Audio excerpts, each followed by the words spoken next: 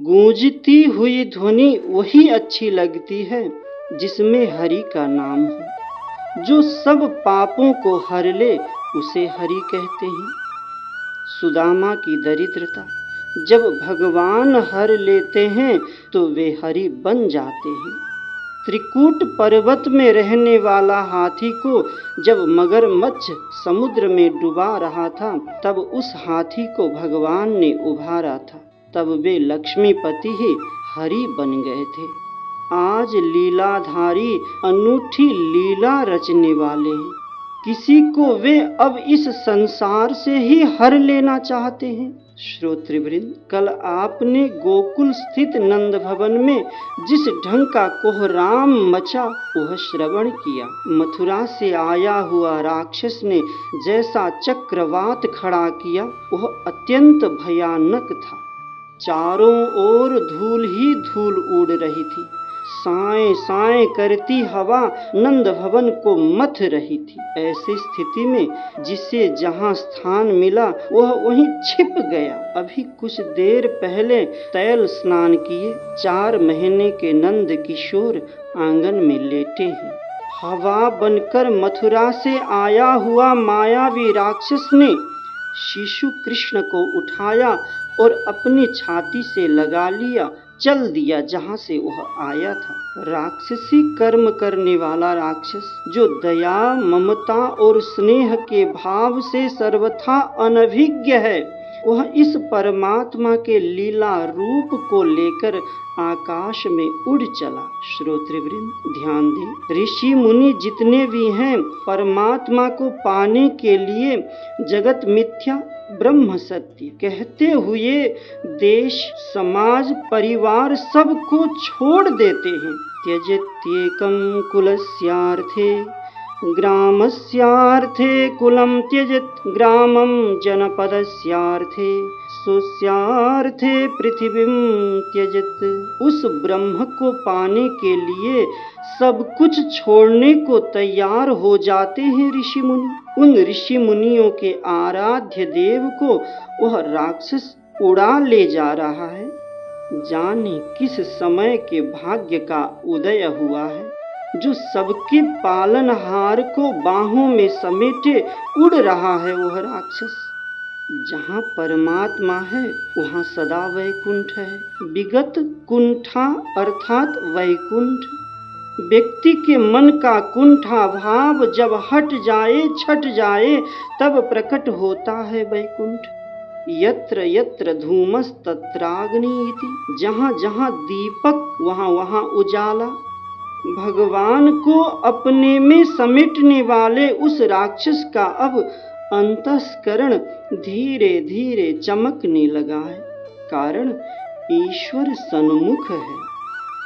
श्रीमद् भागवत के वक्ता श्री सुखदेव जी उस क्षण को ऐसे बताते हैं, ईश्वर सन्मुख है, नहीं, ईश्वर साथ में भी है। जिसके सन्मुख ईश्वर हो और साथ में भी हो तो उससे बढ़कर महान क्षण कहाँ मिलेगा। अपने अंक में दबे कन्हैया को वह अपलक निहार रहा है। बड़ा ही प्यारा है श्याम सुंदर। मन से हिंसा का भाव हट गया है। अपनी राक्षसी परंपरा से वह अनभिज्ञ सा हो जाता है। अपने स्वामी कंस का काम तो उसे करना है न। सांवले सलोने इस बालक को नंद भवन से उठाकर यमुना की बहती धारा में डालना है। मन ग्लानि से भर गया है उसका।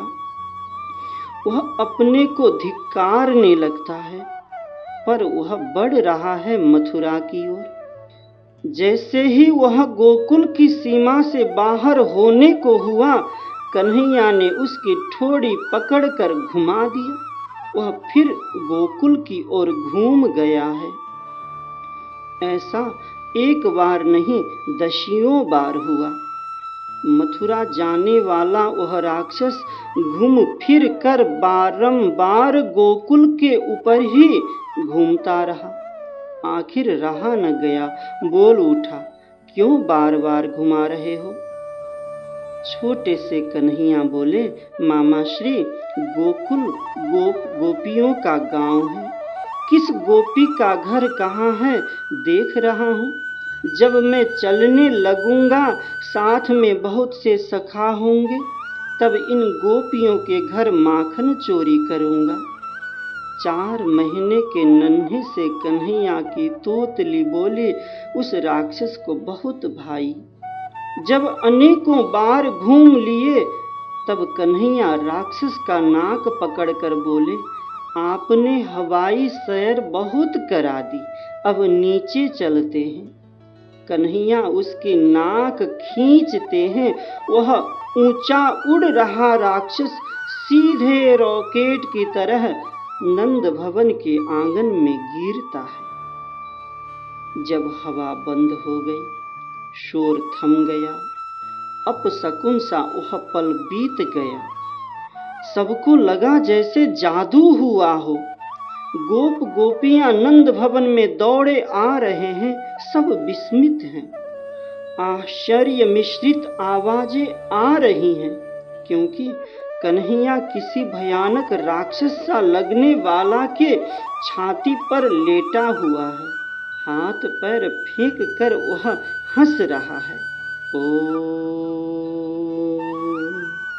पूर्णमदः पूर्णमिदं पूर्णात् पूर्णमुदच्यते पूर्णस्य पूर्णमादाय पूर्णमेवावशिष्यते।